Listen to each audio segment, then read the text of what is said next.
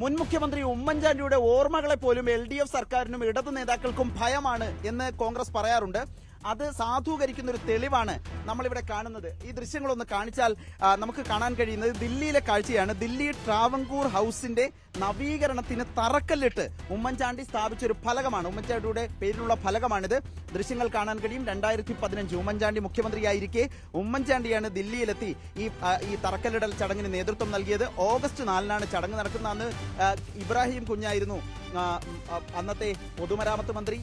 Professor PJ Kurian ചടങ്ങിലുണ്ടായിരുന്നു. ഉമ്മൻചാണ്ടി സർക്കാരിന്റെ കാലത്താണ് തറക്കല്ലിട്ടതെങ്കിലും ഇവിടെ നിർമ്മാണം ഭൂരിഭാഗവും നടന്നതും നവീകരണം പൂർത്തീകരിച്ചതും പിണറായി സർക്കാരിന്റെ കാലത്ത് തന്നെയാണ്. ഇവിടെ മാത്രമല്ല, ദില്ലി കേരള ഹൗസിലെ പ്രധാന നിർമ്മാണ പ്രവർത്തികൾ പൂർത്തീകരിച്ചതും പിണറായി സർക്കാരിന്റെ കാലത്താണ്. പക്ഷേ ഒരു മുഖ്യമന്ത്രി തറക്കല്ലിട്ട ആ ഫലകം എങ്ങനെ ഉപേക്ഷിക്കപ്പെടുമെന്ന ചോദ്യം പ്രധാനമാണ്. അന്ന് വളരെ പ്രധാനമായി തന്നെ സ്ഥാപിച്ച ഒരു ഫലകത്തിന്റെ നിലവിലെ അവസ്ഥയാണ് നമ്മൾ ഈ കാണുന്നത്. ഒരു മാലിന്യ കൂമ്പാരത്തിനുള്ളിൽ ഈ ട്രാവൻകൂർ ഹൗസിന്റെ ഒരു മൂലയ്ക്ക് കൊണ്ടുവന്ന് തള്ളിയിരിക്കുന്നതാണ് കാഴ്ച. ഒരു വശത്തെ ആ ദൃശ്യങ്ങളൊന്നും കാണിച്ചു കൊടുത്തത്. അവിടെ ഒരു വശത്ത് മാലിന്യമാണ് കാണുന്നത്. ആ മാലിന്യത്തിന്റെ തൊട്ടടുത്തായി ഈ ഫലകം കൊണ്ടുവന്ന് തള്ളിയിരിക്കുന്നത്. ഇതിൽ ഏറ്റവും വലിയ ഒരു വൈരുദ്ധ്യം എന്നുള്ളത്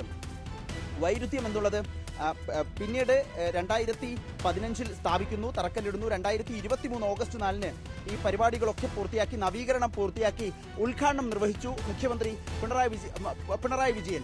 ആ സമയം പിണറായി സ്ഥാപിച്ച ഫലകമാകട്ടെ, ഉദ്ഘാടനത്തിന്റെ ഫലകമാകട്ടെ, ഇപ്പോഴും ട്രാവൻകൂർ ഹൗസിന്റെ മുന്നിൽ തന്നെ സ്ഥാപിച്ചിട്ടുണ്ട്. അത് ഒരു പ്രശ്നവുമില്ലാതെ സ്ഥാപിച്ചിരിക്കുന്നു എന്നുള്ളതാണ് ഇതിലെ ഒരു വൈരുദ്ധ്യം. അത് കോൺഗ്രസിന്റെ ആക്ഷേപങ്ങളെ സാധൂകരിക്കുന്ന രൂപത്തിൽ കൃത്യമായി മുൻ മുഖ്യമന്ത്രിയോടുള്ള ഒരു അനാദരം എന്ന് തന്നെ നമുക്ക് പറയാനാകും.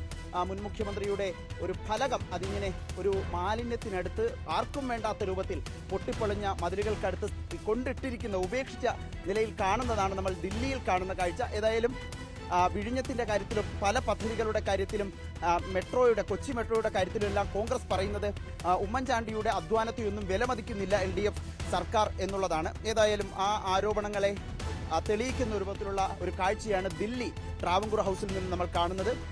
ദില്ലി ട്രാവൻകൂർ ഹൗസിൽ നിന്നും വീഡിയോ ജേർണലിസ്റ്റ് കണ്ണൻ പ്രസിഡന്റിനൊപ്പം റിപ്പോർട്ടർ ആദിൽ പാലോട്, റിപ്പോർട്ടർ ദില്ലി.